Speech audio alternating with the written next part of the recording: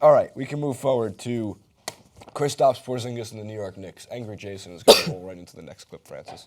This might just be an angry version of the Pluto show.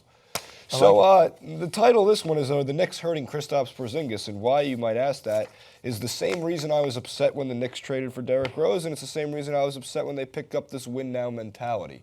So there's a couple of things that I've known about New York Knicks organization for a long time that I try to plead to this world, to the Twitter masses, to the comment section, to everybody. And that the idea that the Knicks are a super team this year because Rose is playing almost every game so far, and that Carmelo Anthony is there, and Joakim Noah, and the rising Kristaps Porzingis, there is a bad side to this, and it is affecting Kristaps Porzingis. Because when you surround a player who needs development with win-now guys, you stunt that development. You don't actually make the player as good as he could be. So let's get into it. For one, here's a list of the 4 teams that the Knicks have lost to in bad ways, and part of the reason they're at a 16-18 record. They're not even 500 anymore. The Magic, the Pelicans, the Nuggets, and a Christmas Day loss at home versus the Celtics, giving up an average of over 110 points during those games, scoring an average of under 110 points during those games. Okay, not bad. Well, Porzingis does need development. His per 36-minute numbers from last season compared to this season, they're not that much better. 2 points better this year. His rebounds are down 1 full rebound. His assists are down. His blocks are down.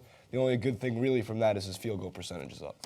So I should read it off. He had 18.1 points, 9.3 rebounds, and 1.6 assists last year. 20.8 points this year, 8.1 rebounds, 1.4 assists this year, and he's gone from 2.4 blocks last year to 2.0, all per 36-minute numbers. This is frustrating because we don't want Derrick Rose playing for a contract. We don't want Derrick Rose playing well because if they do give him a 5-year contract, that is not good for Porzingis.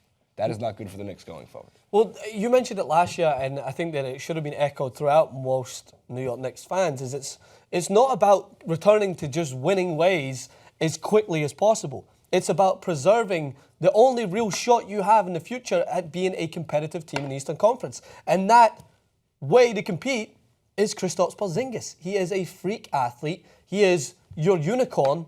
And every team now has one, Anthony Davis and the Pelicans, and they beat you utilizing him. You look at Golden State Warriors, they've got several unicorns on that team. In order to compete, you have to build around Kristaps Porzingis. Don't build a team full of what you envision to be superstars that are become detrimental to one of the biggest and hottest prospects in the NBA. It's baffling to me because, and I get it, right? You're a New York sports franchise. You want to return to winning ways. You would do anything to make the Garden fun, as it was when you mentioned with Kristaps Porzingis was lighting it up. But you want to make it fun, but you also want to get it back to being one of the hardest places for teams to travel in winning ways. It's a Phil Jackson mentality. He wants to win games, and he's going to do so whatever means possible, and that means bringing in dated, and I hate to say it, dated superstars to try and switch things around that become detrimental rather than looking at the Celtics and what they've been trying to do. It's a great rebuilding. model. A great model to try and get the most out of your player. And it can go the opposite way, by the way. At least they're doing something when you look at the Pelicans, as much as I referenced them earlier. Anthony Davis is not going to stick around much longer because they're not building around him as much. He's been being wasted. I have preached this for a long time. There's a statistic that is very important to see, and if you compare the mediocre base of point guards like that of a Drew Holiday, no offense to Drew Holiday's ability, but he is not elite. He is very much a middle-of-the-road guy. His value over a replacement player is almost identical, if not better, than Derrick Rose. But what people see is the name Derrick Rose. And what people see is the crossover that Derrick Rose has and the oohs and ahs he can put on. And the shirts and the shoes. It's not the same player. It's not hating on Derrick Rose. It's just that we can't call him elite anymore. He's just not. And on top of everything else, there was a couple people, but Frank Isola came out for the New York Daily News and made this point, and it was probably the best point I've seen so far. Minutes restriction on Kristaps Porzingis is the one bad thing on top of everything else the Knicks could do. And here's why. Porzingis is averaging 34.8 minutes per game in his age 21 season. Well, that's a lot lower than Tim Duncan and Kevin Garnett did in their age 21 season during a more physical time of basketball, and even lower than his idol, his favorite player in the NBA, Dirk Nowitzki, the guy he modeled his game after. Dirk Nowitzki, 35.3 minutes per game.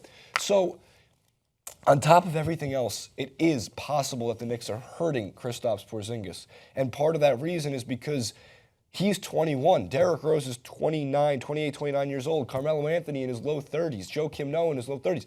These are all guys that if they don't win now are going to have aging contracts on the books. I do not want Derrick Rose in a Knicks uniform next year. I think it's great that he can make the Garden a little bit more fun, but he's got to go. He's got to go next year. He's the most important piece that has to go. Because signing him for 5 years is not the right answer. And neither is somehow keeping Carmelo Anthony, unless you give those minutes restrictions to who? Melo. You play him 20 minutes per game. You utilize him to his age and to his ability, what he could do now. Maybe his percentages go up if he's taking the less shots. This is a guy who was waving off Jeff Hornacek's offense recently. Come on, man.